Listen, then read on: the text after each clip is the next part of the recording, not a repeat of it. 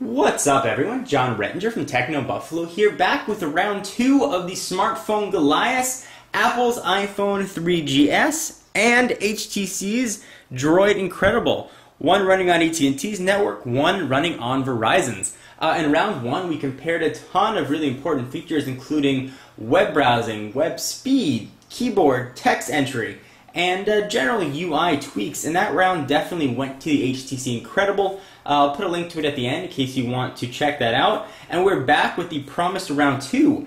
In this round we're going to cover media, in particular how the cameras work on each, pictures and video, how they both handle video playback and audio playback.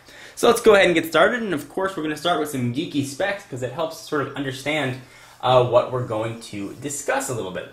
So starting right now with the Droid Incredible, it has a screen resolution of 480 by 800 on a 3.7 inch screen.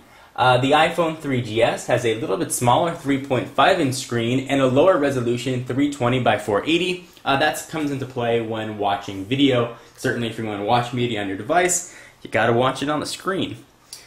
So moving on to camera, this is really where we start to see a big spec difference. Especially considering the Incredible is a brand new device and the iPhone 3GS, now we're looking at just about year-old hardware. So the Incredible, if you flip that sucker over, is highlighted by an 8 megapixel sensor with dual LED flash with touch to zoom autofocus. And on the iPhone 3GS, we've got a 3 megapixel sensor with no LED, and it does have autofocus. Now generally in the camera world, higher megapixel does not always equal better pictures. You want a higher megapixelage if you're looking to blow up images because you get a higher pixel density. However, higher pixel ratios here do actually translate to better picture quality when it comes to these two phones. I'll put up some images right now and you can sort of see the difference. The Incredible definitely has an edge when it comes to photography in low light. The dual LED flash really makes things pop. Certainly you're not going to want to blow them up to poster size, and it's not going to replace your DSLR, but it does take pretty significant pictures, and the picture quality does look very nice. So both of these also feature video cameras. So let's talk a bit about specs on video. Well, the iPhone 3GS shoots video at VGA resolution, which is 640 by 480, which is, not bad. The Droid Incredible, however, shoots video at WVGA resolution, and that extra letter before does actually mean something. The W means that it shoots at 800 by 480. So you're looking at a bit higher resolution, and that does actually translate as well to video quality. I'll put up some video now comparing the two that was shot at exactly the same time, exactly the same location, so you can see the difference in the video fidelity.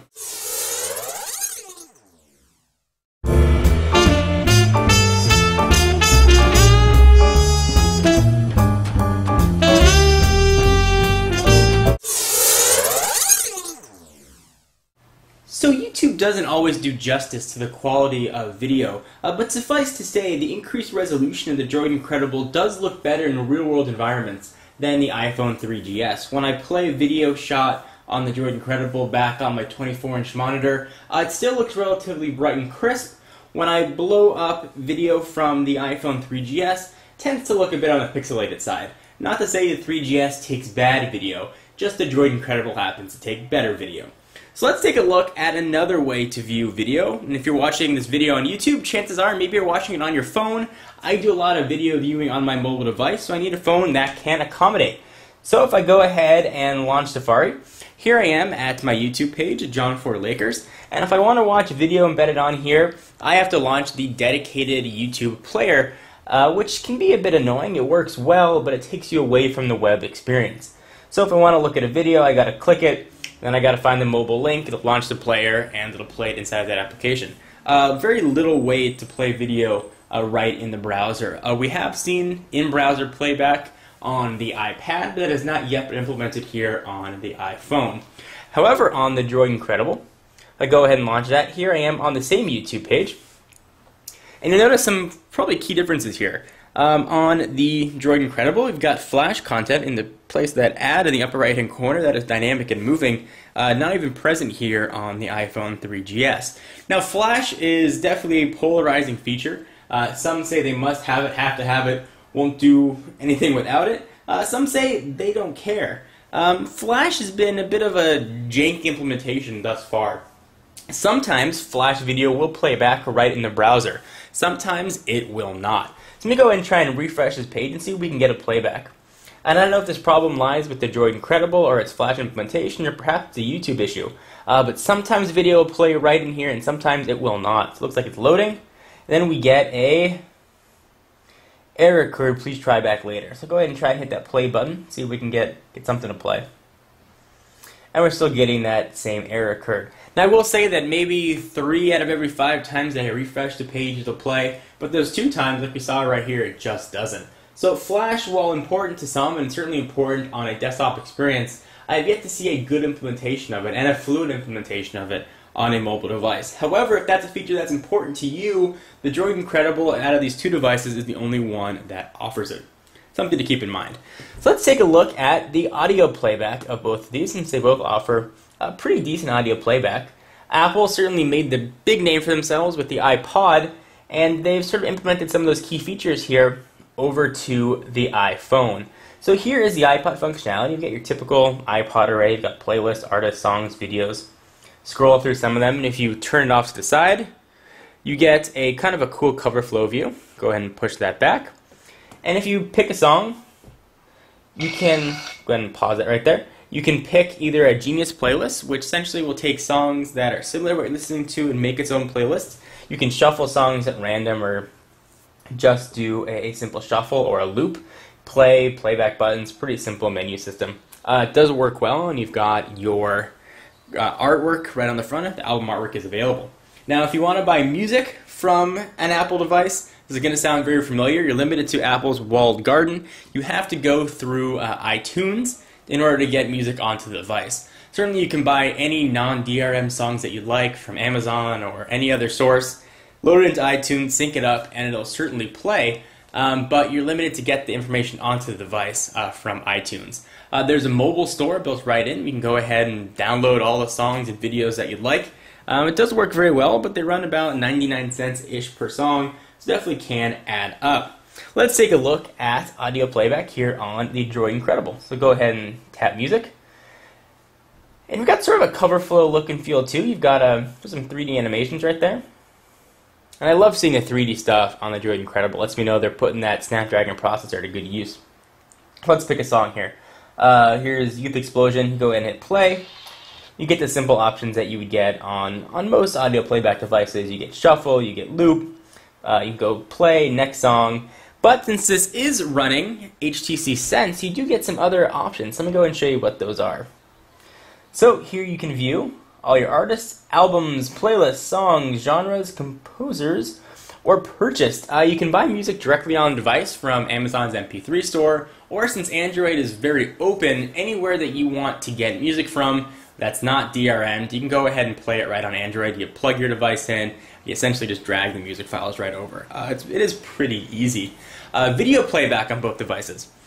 Something that I think YouTube is not going to do justice for. Video playback on each is relatively smooth. Android, when it was first launched, was not known for its multimedia prowess. However, that has certainly been addressed, I think, in recent software updates, firmware updates, and hardware updates, sort of coming to what I'd say would be the ultimate Android device, which would be the Droid Incredible. So video playback looks very smooth on both. Showing you here really wouldn't do it any justice. So let's jump backwards in time and talk about the cameras. We showed some pictures. Let me show you the camera interfaces, because that's something that is a big differentiating factor. So here's the very simple camera interface on the iPhone 3GS. So I want to take a picture. Here's a Expo marker, for example. I can go ahead and get it in focus. I can tap it at autofocus, and I can go ahead and snap my picture. That is really the extent of it. Now, if, for example, I launch the camera on the Droid Incredible, you have a few more options, and this is really HTC's Sense tweaks that do quite a bit. So we'll go ahead and put that same Expo marker there. And if I wanted to, I could just snap a picture. I can tap to zoom as well, or tap to focus rather, and I can hit the optical joystick button, tap it, and it will snap the picture. However, I've got a ton, oops, just locked the device. However, I have a ton of other customization options to show you as well, assuming I don't tap the lock button in the process. Go ahead and hit that arrow right there. You get really some pretty advanced options for a mobile device. I'll show you what all those are here. So you can choose whether you want to jump into photo or video. You've got your brightness options. You can tweak it any way you like, up or down. You've got a contrast, saturation, and sharpness, which some of you photophiles out there may like. You've got a ton of effects too, which are kind of neat. You've got quite a few of them. Grayscale, sepia, negative, solarize, posterize, and aqua. So there's aqua, it turns things blue. You sort of take a look and see how it does with things. It's sort of neat. Let's go back to negative. I kind of like that one. So there's the marker. You can see it's all reversed. But just want to show you that you do get sort of some advanced functionality. And of course, you have flash options up here as well. I take advantage of that dual LED flash. So I can turn it on, turn it off, turn it auto. Let's turn it on. We still have the negative effect here. And we'll take a picture. See the flash light up, and I hit the power button. I keep doing that when I take pictures. But you do see that you get access to both of these flash modules on the bottom, and you get a lot more customization options when it comes to the camera on each. So at the end of the day, both phones offer, I think, very unique experiences. Apple's got a very tightly integrated operating system. They make the hardware, they outsource their hardware, but they control the hardware, and they control the operating system to really create a seamless experience. However, they're also very closed. If you want to get into Apple products and you want to use Apple products, you're very limited to what they call the walled garden. You have to stay within sort of the everywhere and all-encompassing iTunes in order to really use the device.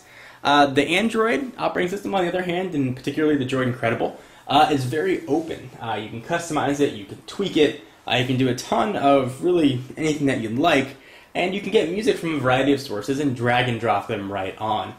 So it's really going to be personal preference, whether you like that tightly integrated Apple experience, whether you want sort of a more loose, open experience with Android. It's definitely going to be a personal preference. If we have to declare a winner here, and just based solely on camera performance and specs and features, again, it has to go to the Droid Incredible. Although it is worthwhile to mention that we're looking at probably just about year-old hardware here, and the new hardware here on the Droid Incredible. Certainly when the iPhone 4G launches and we can put modern against modern, we may have some different results. But when we're looking at these two, which are the current release models, I think the Droid Incredible represents just a fantastic phone, a great value, and a really good experience overall. So guys, if you missed round one, be sure to check it out. I'll put a link to it at the end so you can watch it.